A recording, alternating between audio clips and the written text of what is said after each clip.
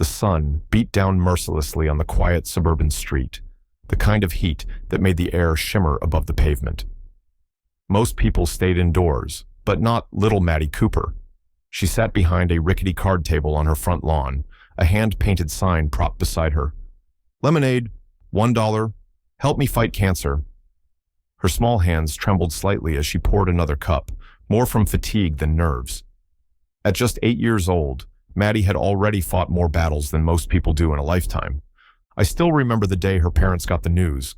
The doctors used big words like osteosarcoma and aggressive treatment protocol, but what it really meant was simple and devastating. Their little girl had bone cancer, the kind that required expensive treatments, the kind that insurance only covered partially, the kind that changed everything. Maddie's mother had to quit her job to take care of her daughter full-time. Her father worked double shifts at the factory, coming home with dark circles under his eyes and a forced smile that never quite reached them. Their savings dwindled rapidly, eaten away by copays and medications, and the special foods Maddie could keep down after her treatments.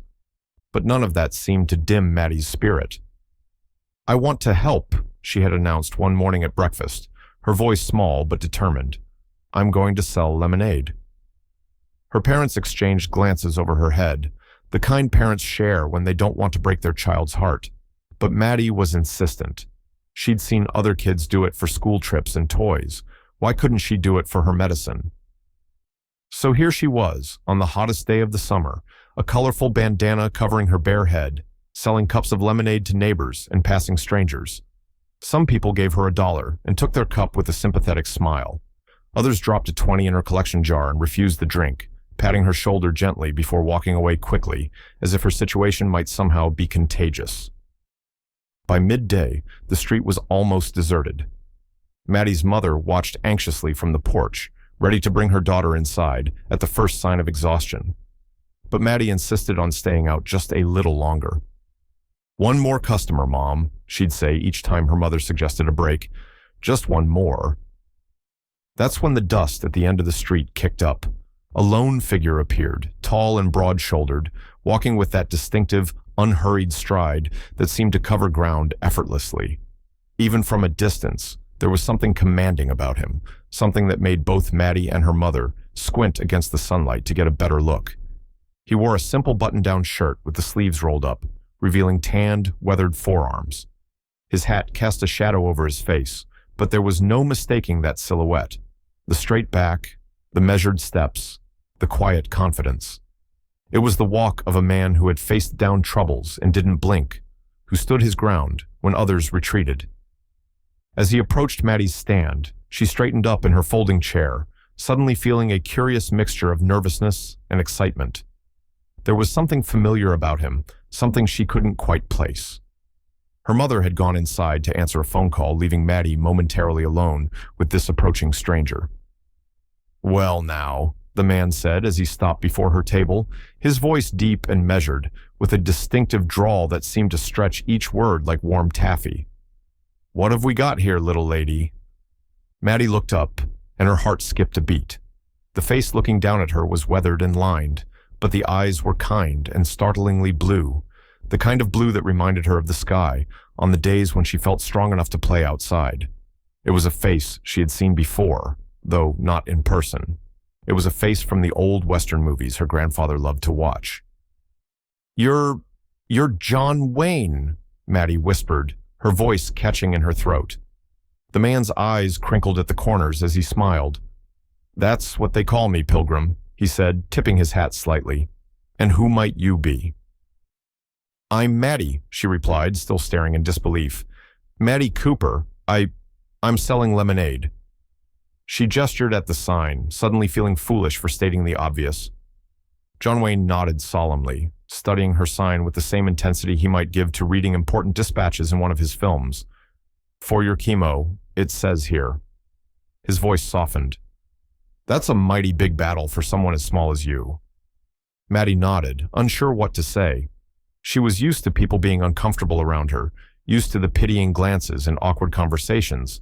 But there was no pity in John Wayne's eyes, only respect, as if he were addressing an equal. "How much you charging for that lemonade?" he asked, reaching into his pocket. $1, Maddie said automatically. $1, he repeated thoughtfully.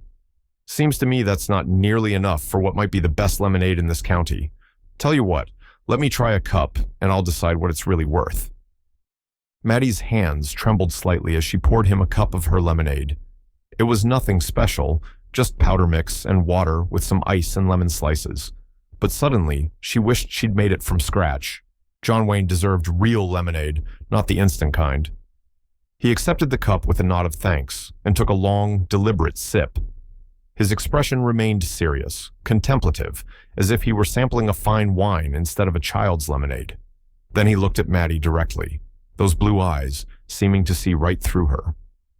"Young lady," he said finally, "that's just about the finest lemonade I've ever tasted." Maddie beamed with pride at his compliment, a flush of color returning to her pale cheeks. It had been weeks since she'd seen that kind of genuine smile on her face, not the brave one she put on for her parents or the polite one she gave to doctors and nurses. This was real joy breaking through the surface of her pain. "Thank you, Mr. Wayne," she said, suddenly shy. "John," he corrected gently. "My friends call me John." He reached into his pocket and pulled out a worn leather wallet. "Now, about payment for this fine refreshment." Maddie's mother appeared on the porch, phone call finished, and froze at the sight before her. For a moment, she thought her eyes were playing tricks. The heat, the stress, the lack of sleep. Surely they were causing her to hallucinate. Because there, at her daughter's modest lemonade stand, stood a man who couldn't possibly be there. A man who had been dead for decades. "Mom," Maddie called excitedly. "Look who's here. It's John Wayne." Her mother approached cautiously, her expression a mixture of confusion and protective concern. The man turned to greet her, and the resemblance was uncanny. The height, the posture, the weathered features. But it couldn't be. Could it? "Ma'am," he said, tipping his hat respectfully, "you've got quite a remarkable young lady here." His voice had that same distinctive cadence, that unhurried drawl that had captivated movie audiences for generations.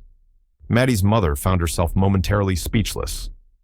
"I was just telling your daughter that her lemonade is worth considerably more than the advertised price." He turned back to Maddie.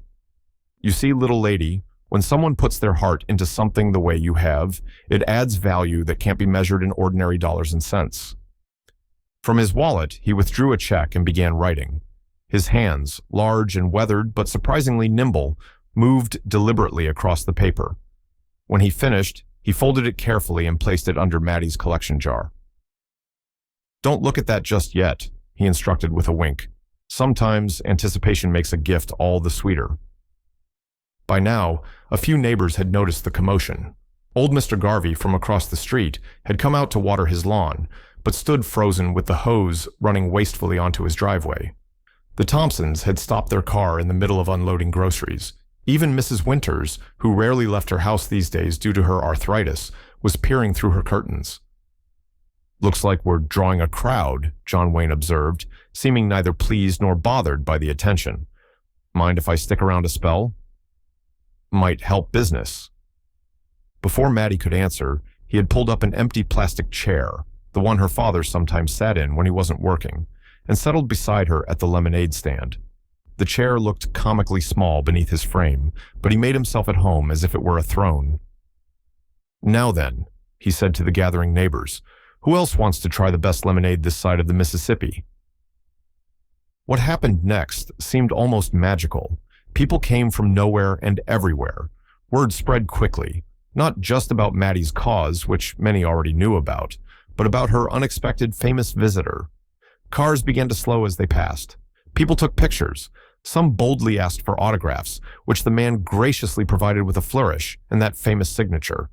For 3 hours, he sat there beside Maddie, telling stories that made her laugh until her sides hurt, performing magic tricks with coins that appeared from behind her ear, and encouraging every customer to be generous.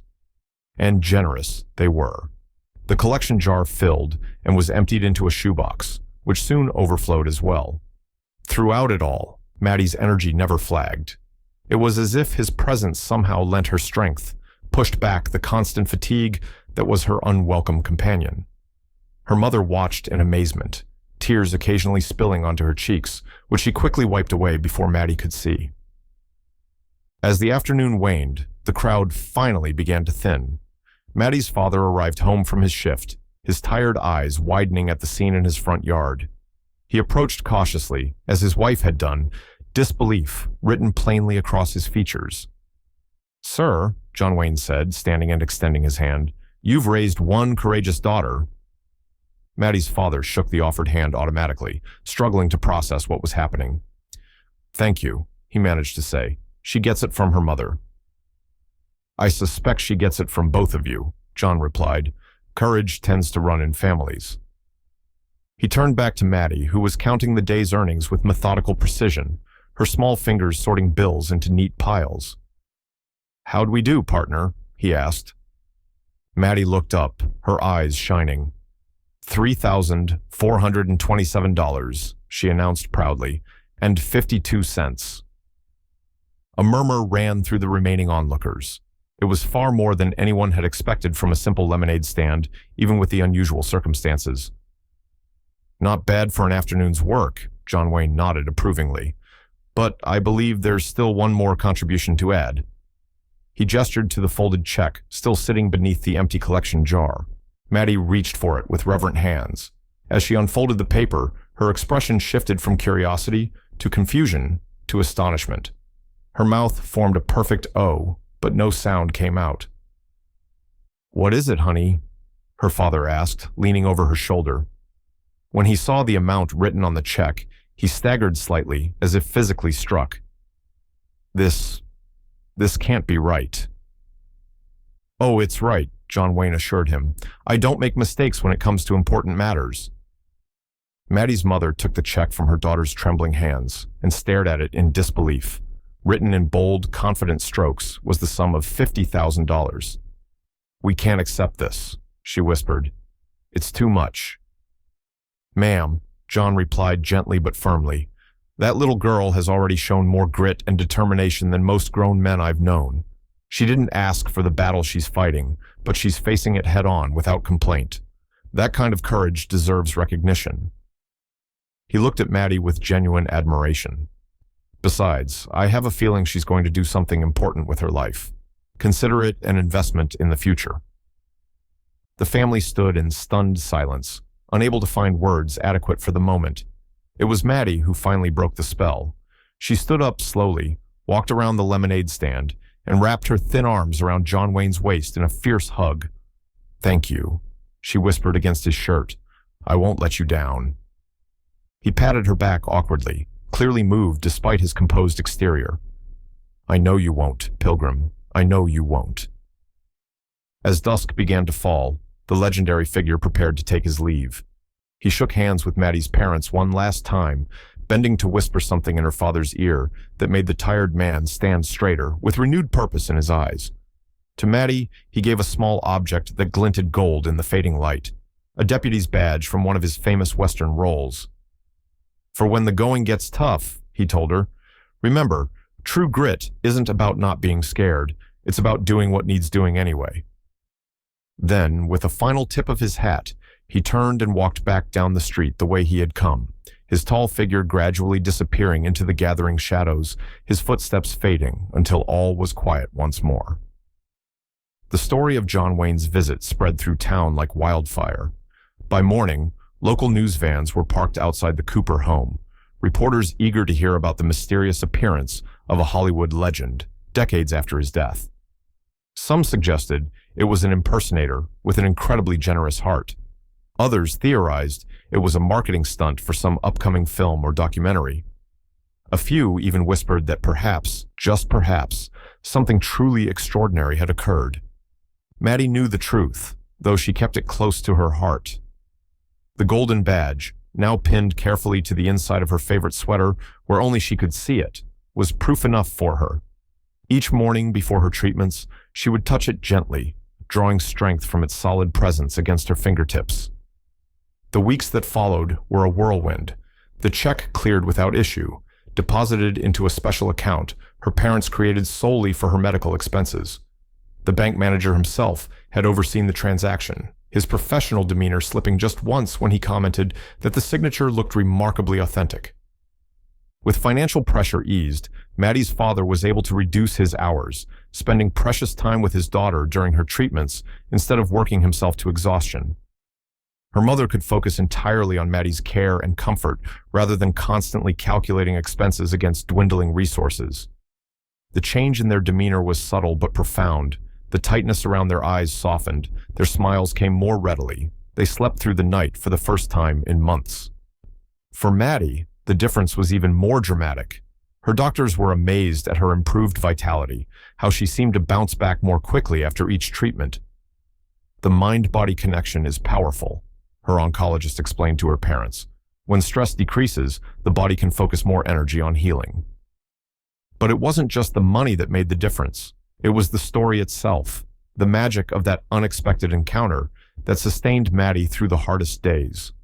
On mornings when the nausea was overwhelming, when her body felt like it belonged to someone else, when even lifting her head from the pillow seemed an impossible task, she would close her eyes and remember his words. True grit isn't about not being scared. It's about doing what needs doing anyway. Then she would touch the badge and find the strength to swing her legs over the side of the bed. One more treatment, one more day, one step at a time. Summer faded into autumn. The leaves turned golden and red, then brown, then fell. Maddie watched from her bedroom window as the world transformed, feeling a kinship with the changing trees. They too were shedding parts of themselves, but not dying, just preparing for eventual renewal. On a crisp October morning, exactly 3 months after John Wayne's visit, Maddie sat in her oncologist's office with her parents, waiting for the results of her latest scans.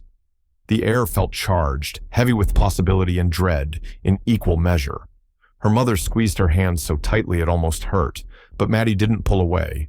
She understood the need for connection, for something to anchor yourself to when everything else seemed uncertain. Dr. Peterson entered, a folder clutched in his hands, his expression carefully neutral, the practiced poker face of someone who had delivered both miracles and devastating blows countless times. He sat across from them, opened the folder methodically, and adjusted his glasses. "The treatment is working," he said simply. "The tumor has reduced in size by nearly 60%.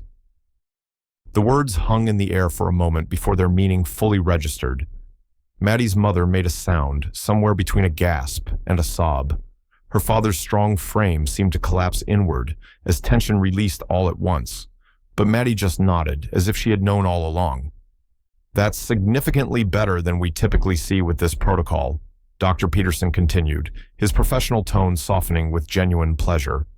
"If this trend continues, we might be able to schedule surgery sooner than anticipated."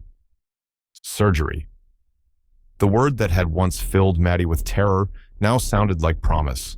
Surgery meant the tumor could be removed. Surgery meant an end might be in sight. "How soon?" her father asked, his voice rough with emotion. "Possibly before Christmas, if the next round of chemo continues to show these results."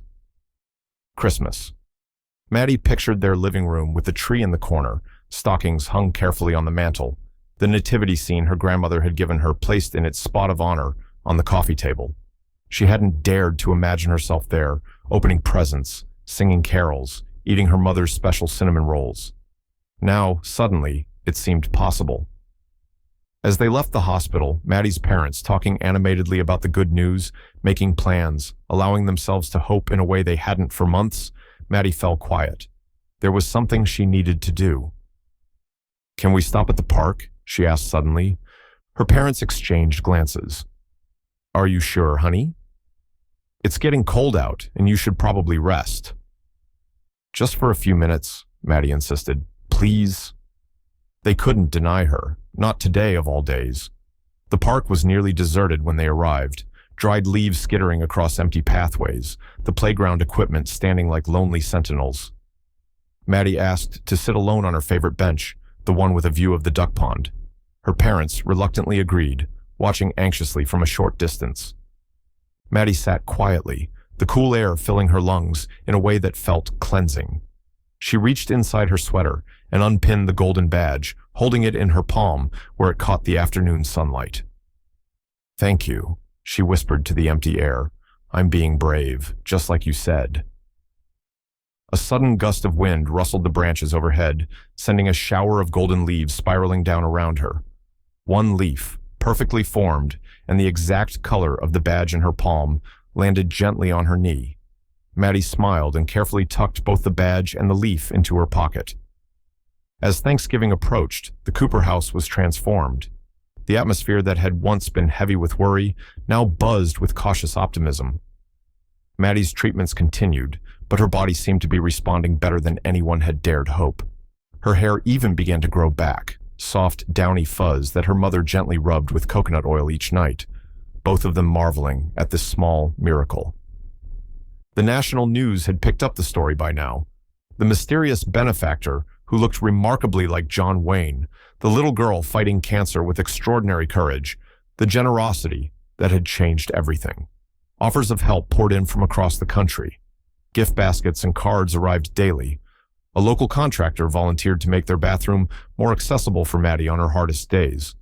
A famous chef sent weekly meal deliveries so her mother wouldn't have to worry about cooking.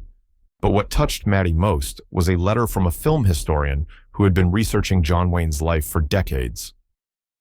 The envelope arrived on a Tuesday, addressed specifically to her, the handwriting elegant and old-fashioned. Inside was a single photograph she had never seen before. John Wayne standing with a young girl in a hospital bed, circa 1969. On the back, written in faded ink, "Some battles call for true grit. Keep fighting, Pilgrim." Maddie carried that photo everywhere, tucked safely alongside the badge in her sweater pocket. On days when the treatments left her too weak to get out of bed, she would study it, tracing the outline of the figures with her fingertip, drawing comfort from this evidence that John Wayne had indeed once been known to visit sick children to offer them the same encouragement he had given her. The week before Thanksgiving, Dr. Peterson called with news that made Maddie's parents break down in tears of joy right in the middle of their kitchen. The latest scans showed the tumor had shrunk enough that surgery could be scheduled for December 15th, 10 days before Christmas. If all went well, Maddie might even be home for the holiday. That night, the Coopers had their first real celebration in months. They ordered pizza, Maddie's favorite, and ate it in the living room while watching old westerns. For dessert, there was ice cream with chocolate sauce, a treat that had been off-limits during the worst of Maddie's nausea. She managed 3 whole bites before declaring herself satisfied, but those 3 bites tasted like victory. As her parents cleared the dishes, Maddie found herself drawn to the window. The night was clear, stars scattered across the dark sky like diamonds on velvet. One star seemed particularly bright, winking down at her as if sharing a secret. She pressed her palm against the cool glass and whispered, "I'm going to make it. I promise." The next morning brought an unexpected visitor. A black town car pulled up in front of their house, and out stepped Catherine Wayne, John Wayne's daughter. She was elegant in a simple blue dress, her silver hair swept back in a stylish knot. Her father's distinctive blue eyes, immediately recognizable, despite the decades that separated father from daughter. Maddie's mother answered the door, confusion evident on her face until the visitor introduced herself. Then came shock, followed by a flurry of apologies about the state of the house, offers of coffee, and nervous adjustments to furniture that needed no adjusting. Catherine Wayne accepted a cup of tea and sat in their living room with perfect poise, seeming completely at ease despite the modest surroundings. "I've been following Maddie's story," she explained. "It's been all over the news." Maddie entered the room cautiously, suddenly shy in the presence of this connection to her hero. Catherine's face softened when she saw the girl, and for a moment, the resemblance to her famous father was startlingly clear. "Hello, Maddie," she said warmly. "I brought something I thought you might like to have." From her handbag, she withdrew a small velvet box and handed it to Maddie. Inside, nestled on white satin, was a silver pendant, a miniature replica of a sheriff's star, engraved with the words, "Courage, Honor, Heart."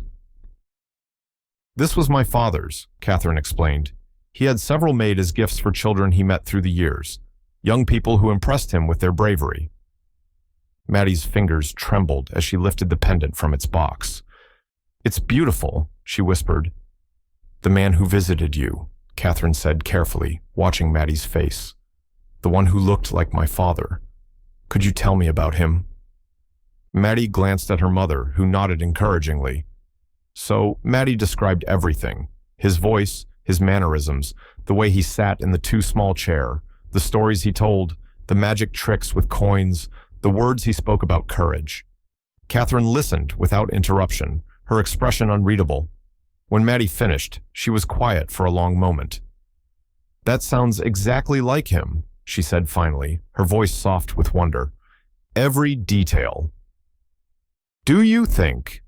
Maddie's mother began, then stopped, clearly uncertain how to phrase the impossible question. Catherine's smile was gentle.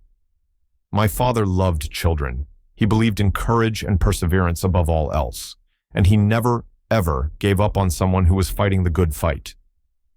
She reached out and took Maddie's hand in her own. "I don't know how to explain what happened that day, but I do know this. Somehow, some way, my father found you when you needed him most." She stayed for an hour, sharing stories about her father that weren't in any biography: how he would make pancakes in animal shapes on Sunday mornings, how he would sing off-key lullabies when she was sick, how he taught her to fish with infinite patience, despite her tendency to scare away every fish within a mile. When she finally rose to leave, she hugged Maddie tightly. "You remind me of him," she whispered. "You have the same spirit, the same grit." That night, Maddie asked her mother to help her hang the silver pendant on a chain beside her bed, where she could see it first thing each morning. "For extra courage," she explained, "for the surgery." As her mother tucked her in, Maddie fiddled with the leaf she had kept from that day in the park. It had dried perfectly, preserving its golden hue, still intact despite the weeks that had passed, almost like it was protected by something special. "Mom," she asked sleepily, "do you believe in miracles?" Her mother brushed the soft fuzz of new hair from Maddie's forehead and thought about everything that had happened since that hot summer day. The mysterious visitor, the generous check, the tumors shrinking faster than expected, the kindness of strangers, and now this connection to John Wayne's actual family. "Yes," she answered truthfully, "I think I do." December arrived with a flurry of snow and preparations. The date for Maddie's surgery loomed both as a promise and a threat, the chance for healing wrapped in the package of risk that any major operation carries. Dr. Peterson had explained everything in detail: how they would remove what remained of the tumor, how the surgery would take approximately 6 hours, how Maddie would need to stay in the hospital for about a week afterward, if all went well. All went well.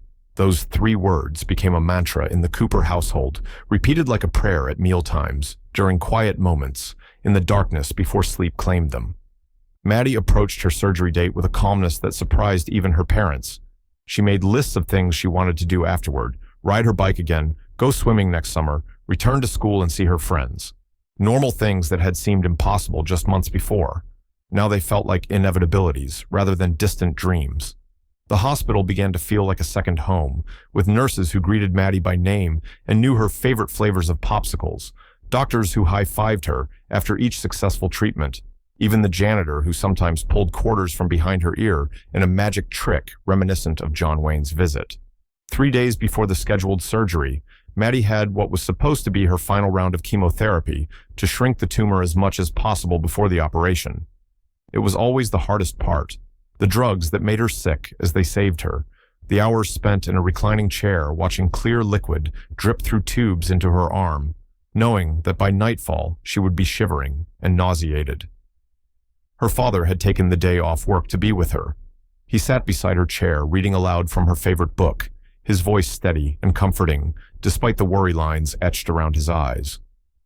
Maddie half listened, drifting in and out of awareness as the medication flowed into her system, occasionally squeezing her father's hand when a passage particularly resonated. Halfway through the treatment, an elderly volunteer appeared with a cart of books and small toys, donations meant to help children pass the endless hours of treatment. She stopped at Maddie's chair with a warm smile. "Would you like to choose something, dear?" she asked, gesturing to her cart. Maddie started to shake her head. She already had her book, her comfort object, but then something caught her eye. Among the jumble of well-worn toys was a small cowboy hat, not unlike the one John Wayne had worn that summer day. She pointed to it silently. The volunteer handed it to her with a curious tilt of her head. "That's an unusual choice for a little girl," she commented. "My daughter has unusual taste," Maddie's father replied, with a hint of pride. Maddie held the hat in her lap for the remainder of her treatment, her fingers tracing its shape, finding comfort in its solidity. When it was time to go home, she placed it carefully on her head, where it sat slightly too large, but somehow exactly right. That night was difficult, as they had expected. The nausea came in waves, the bone-deep aches that made even her eyelashes hurt. The fatigue so profound, it felt like gravity had doubled its pull on her body alone. But there was something different this time, a sense that this was the last battle, the final push before relief. Her parents took turns, sitting with her, holding cool cloths to her forehead, helping her sip tiny amounts of ginger ale, whispering encouragement when the hours stretched long and dark. Somewhere near dawn, the worst passed, and Maddie fell into an exhausted sleep, the cowboy hat still clutched in her hand. She dreamed of wide open spaces, of skies so vast and blue they seemed to swallow the horizon, of horses running free across golden plains. And somewhere in that landscape stood a familiar figure, tall and steady, watching over everything with calm assurance. Maddie woke feeling different, lighter somehow, as if something heavy had been lifted from her. The nausea had subsided to a manageable queasiness, the aches dulled to a background hum rather than a screaming chorus. "How are you feeling, sweetie?" her mother asked, instantly alert despite having dozed in the uncomfortable chair beside Maddie's bed. "Better," Maddie answered truthfully. "Much better." It wasn't just physical. There was a clarity to her thoughts, a certainty she couldn't quite explain. She knew, with bone-deep conviction, that the surgery would go well, that she would heal, that she would have the chance to grow up and become whoever she was meant to be. The next 2 days passed in a blur of final preparations. Maddie's room at the hospital was ready, her favorite stuffed animals arranged on the bed that would be hers for the next week. Her grandparents arrived from out of state, bringing more love than could be contained in their suitcases. Friends stopped by with cards and small gifts, tokens to carry her through the difficult days ahead. The night before surgery, Maddie sat on the porch swing with her father, watching the stars appear one by one in the darkening sky. The air was crisp, carrying the scent of wood smoke from a neighbor's chimney. She wore her warmest pajamas, a soft blanket wrapped around her shoulders, the cowboy hat perched on her head. "Are you scared?" her father asked gently. Maddie considered the question seriously. "A little," she admitted, "but not as much as I thought I'd be." "Why is that, do you think?" She touched the hat, then reached inside her pajama top where the deputy badge was pinned. "Because I have help," she said simply. Her father's eyes glistened in the porch light. "Yes, you do. More than you know." "Dad," Maddie said after a moment of comfortable silence, "if the surgery goes well and I get better, can we do something?" "Anything, sweetheart. What is it?" "I want to start a foundation for other kids with cancer who don't get visited by John Wayne." She smiled at her own phrasing. "We could help them pay for treatments, like he helped me." Her father pulled her close, his embrace gentle but fierce in its protectiveness. "That's a wonderful idea. We'll make it happen." "I already know what we'll call it," Maddie continued, her voice muffled against his sweater. "The True Grit Foundation."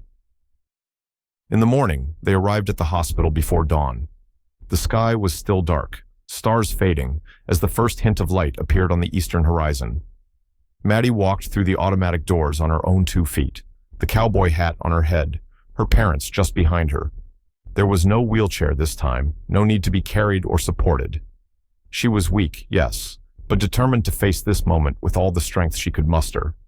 The pre-op room was quiet, nurses moving efficiently as they prepared her for surgery. 4 lines were inserted, vital signs checked, consent forms signed in triplicate. Through it all, Maddie remained calm, answering questions clearly, squeezing her mother's hand reassuringly. When it was time, her parents leaned down for final hugs and kisses. "We'll be right here when you wake up," her mother promised, voice thick with emotion. "I know," Maddie said with complete certainty. She reached up to remove the cowboy hat, planning to give it to her father for safekeeping, but he shook his head. "Keep it on as long as you can," he said, "for luck."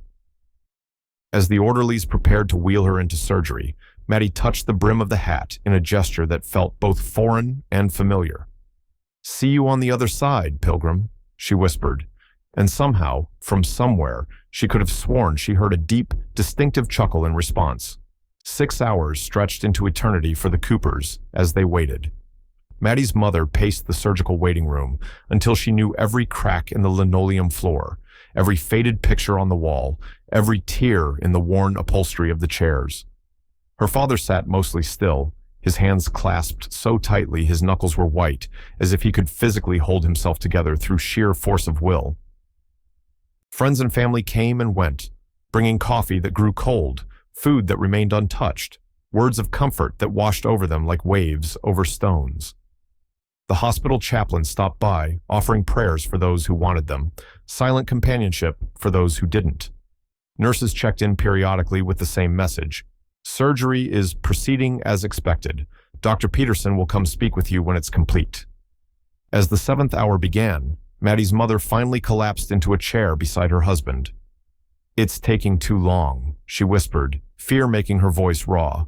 "Something's wrong." He took her hand, his palm as clammy as hers. "Doctor." Peterson said it could take up to 8 hours, depending on what they found. His words were reasonable, but his eyes betrayed the same fear. Just then, the doors to the surgical wing swung open. Dr. Peterson emerged, still in his surgical cap and mask, which he pulled down as he approached. His face revealed nothing as he crossed the room to where they sat. A professional mask, as impenetrable as any poker player's.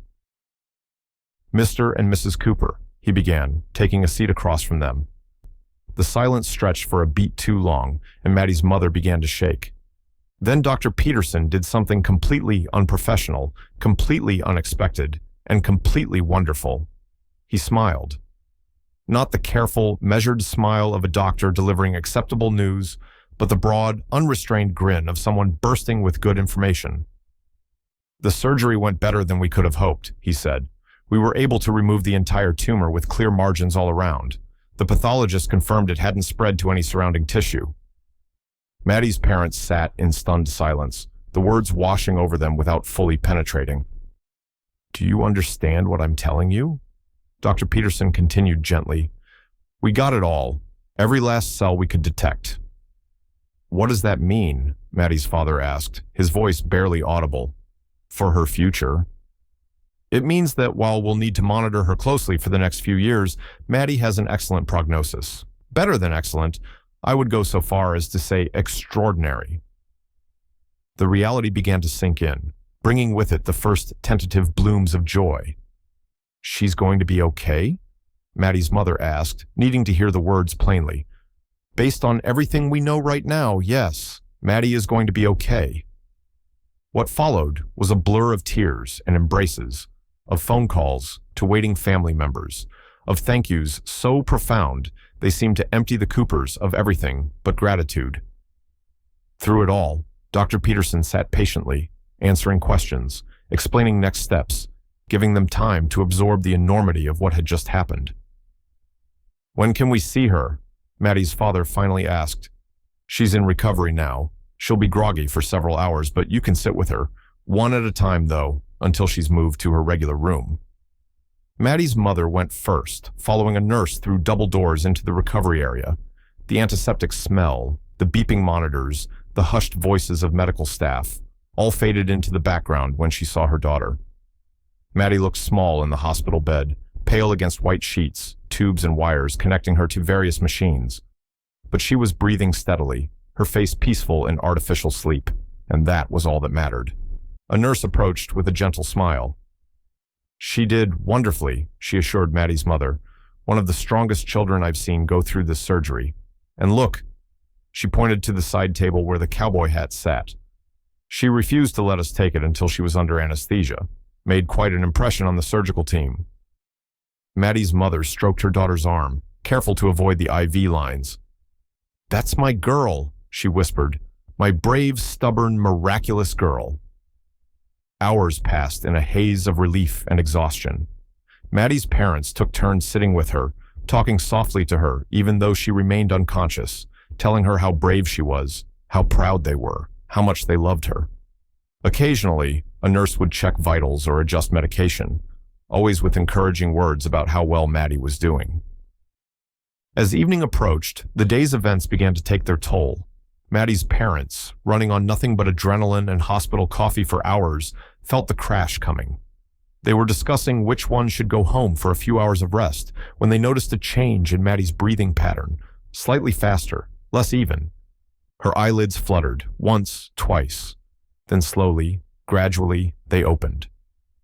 Unfocused at first, her gaze drifted around the room before finally settling on her parents.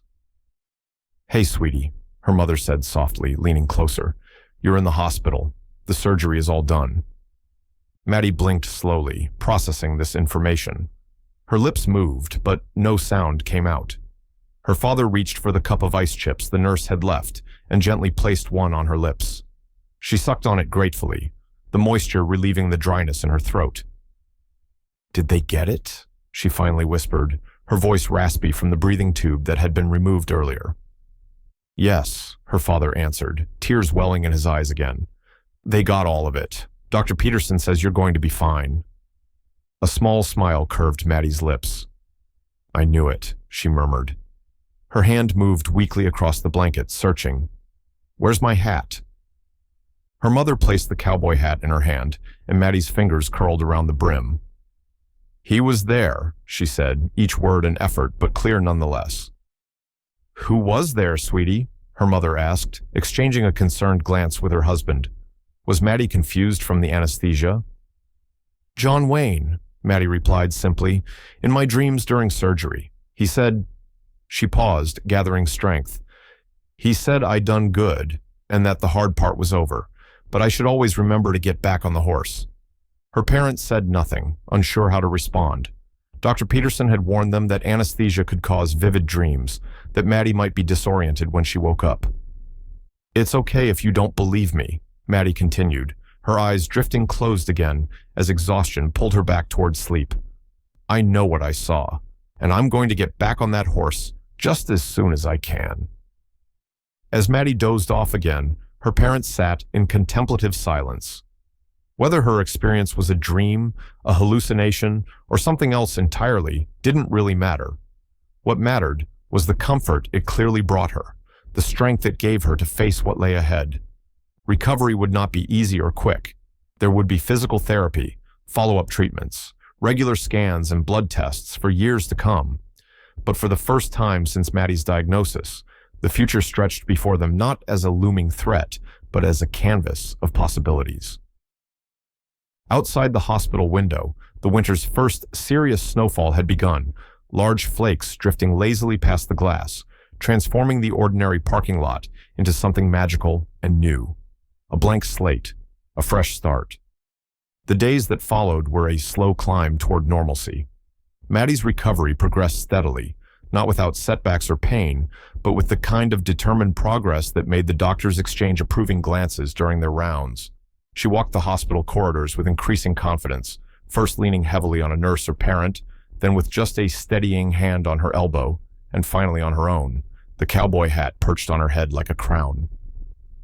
Christmas approached with a festive energy that infiltrated even the sterile hospital environment. Volunteers hung garlands and lights in the hallways. A small tree appeared in the children's ward, decorated with handmade ornaments. The cafeteria served holiday cookies with lunch trays.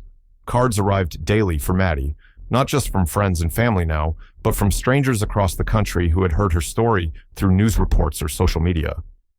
"I never knew there were so many good people in the world," Maddie remarked one afternoon as her mother helped her sort through another batch of mail.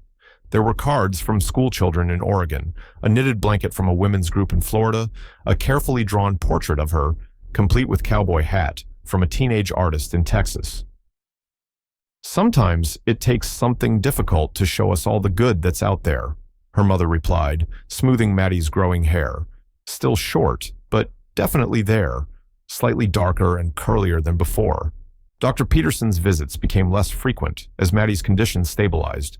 Each time he came, his smile grew a little broader, his demeanor a little more relaxed. "You're making me look good, young lady," he told her on the 5th day post-surgery. "At this rate, we might be able to send you home sooner than expected." "Home for Christmas?" Maddie asked hopefully. It was December 20th, and though she had tried not to get her hopes up, the thought of waking up in her own bed on Christmas morning had taken root in her heart. "Let's see how the next day or two go," Dr. Peterson said, not making promises but not dismissing the possibility either. "Keep walking those halls and eating your meals, and we'll talk again tomorrow." That night, unable to sleep despite the fatigue that was her constant companion, Maddie stood at her hospital room window. The city sprawled below, Christmas lights twinkling on buildings and streets, red and green and gold against the darkness.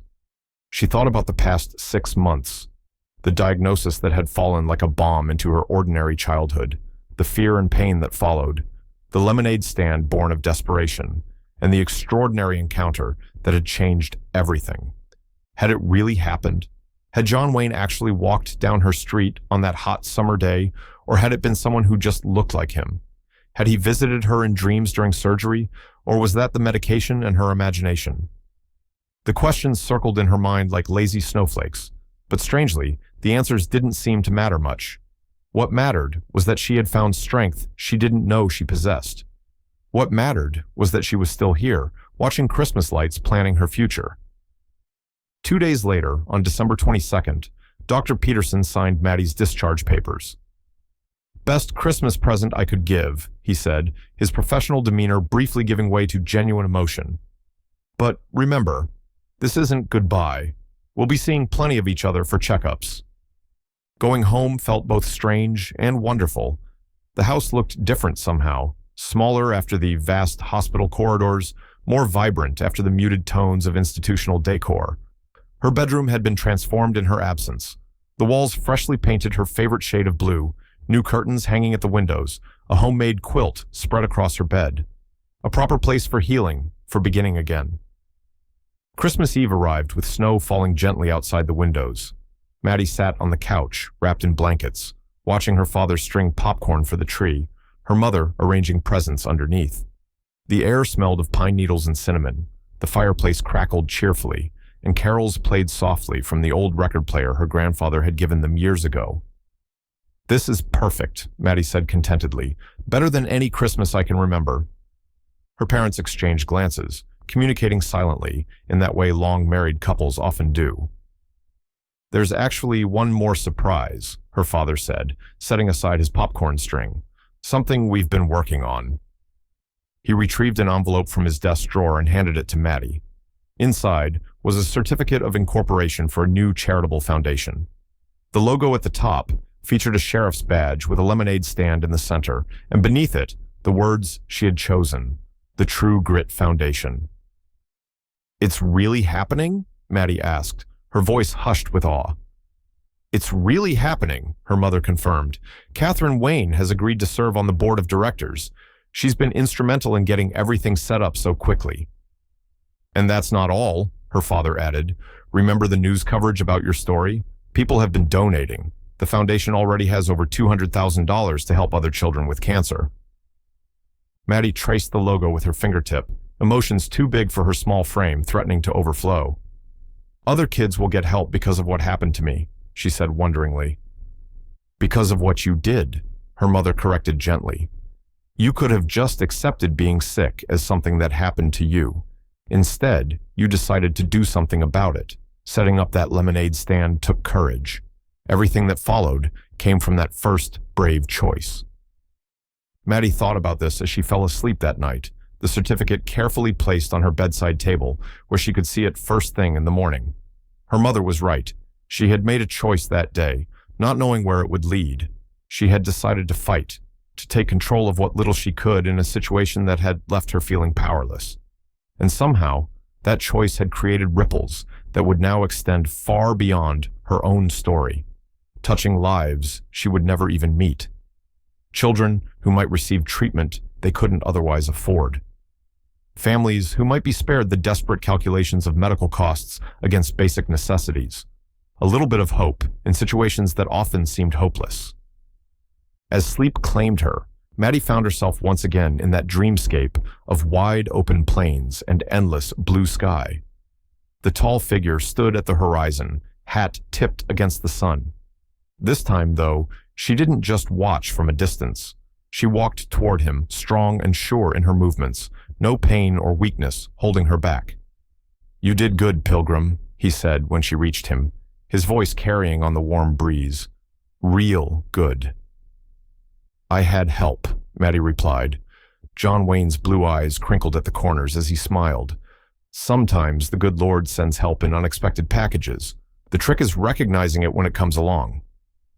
He tipped his hat once more, then turned and began walking away across the golden plain. This time, Maddie didn't feel sad at his departure.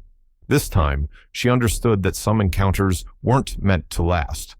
They were brief intersections of lives, moments of connection that changed trajectories in ways that couldn't be measured or explained.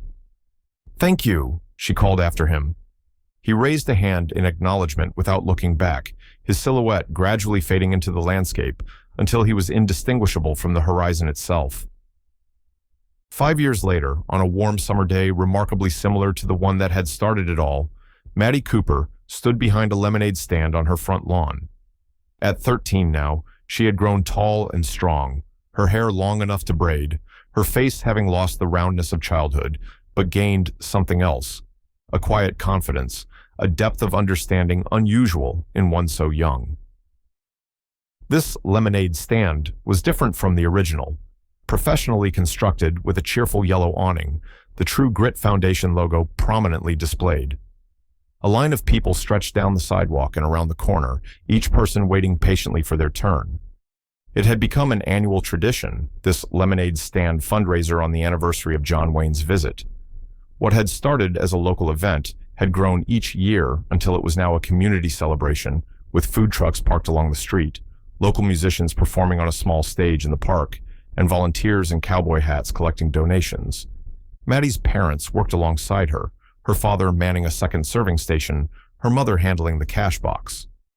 They moved with the easy coordination of a team accustomed to working together toward a common goal, occasionally exchanging glances that still held wonder at how far they had come. The True Grit Foundation had flourished beyond anyone's expectations. In 5 years, it had provided financial assistance to over 300 families dealing with childhood cancer, funded research initiatives at 2 major universities, and established support programs in hospitals across the country. Catherine Wayne remained an active board member, lending her father's name and legacy to the cause with genuine commitment.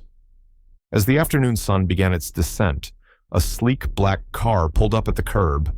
Catherine Wayne emerged, elegant as always despite the casual attire the outdoor event called for.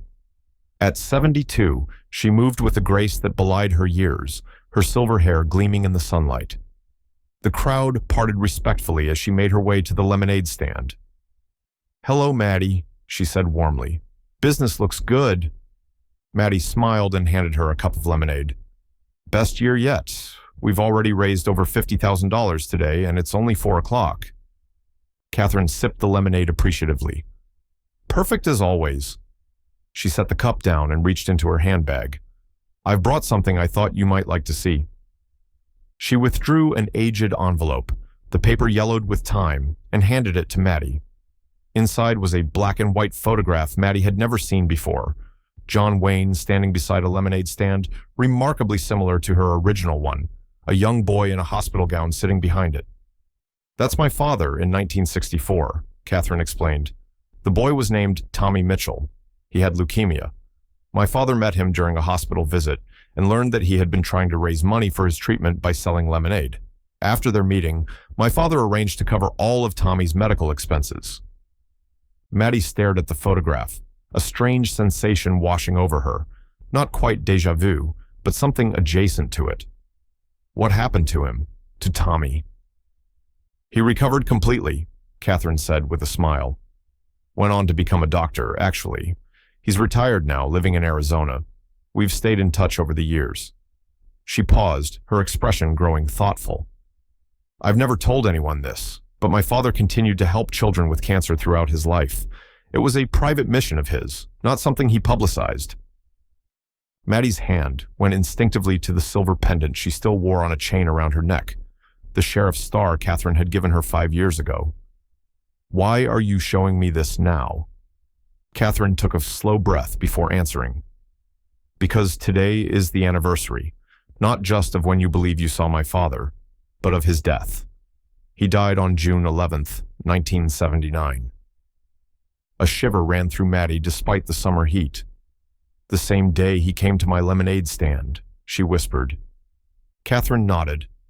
I've thought about your story so many times over the years, about how everything you described, his mannerisms, his words, even the magic tricks with coins, was exactly as I remember him, about how the signature on that check matched his perfectly, though experts would say that's impossible. Do you believe it was really him? Maddie asked quietly. Catherine's gaze drifted to the horizon where the sun was beginning its slow descent behind the distant trees. I believe that some bonds transcend what we think of as the natural order.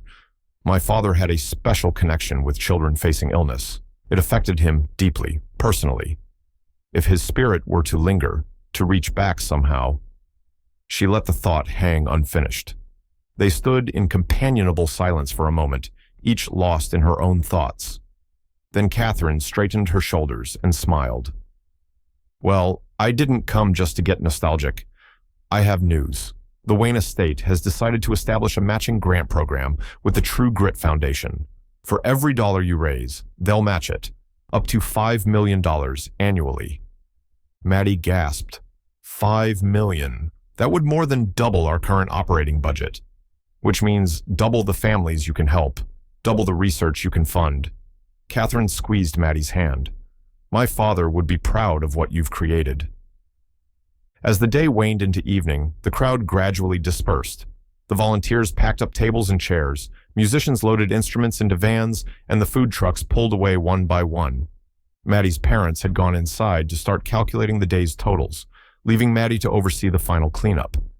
As she folded the yellow awning of the lemonade stand, a movement at the end of the street caught her eye. A tall figure stood silhouetted against the setting sun, too distant to make out clearly but somehow familiar in its stance. Maddie froze, the awning forgotten in her hands. For just a moment, so brief she would later wonder if she had imagined it, the figure raised a hand in greeting, then turned and walked away, disappearing around the corner. Maddie smiled to herself, not surprised or frightened, but filled with a quiet certainty. Some might call it imagination or wishful thinking. Others might suggest deeper, more mysterious explanations. But to Maddie, the distinction didn't much matter. What mattered was the ripples that continued to spread from that first encounter. The children helped, the families supported, the hope restored. What mattered was that an act of kindness, whether from a man or his memory or his spirit, had created something lasting and meaningful. She carefully packed away the last of the lemonade stand, her movements deliberate and reverent, as if handling something precious. Then she looked once more toward the empty street corner where the figure had stood. See you next year, Pilgrim, she whispered to the gathering twilight, and turned toward home, the silver star warm against her skin, the future bright with possibility.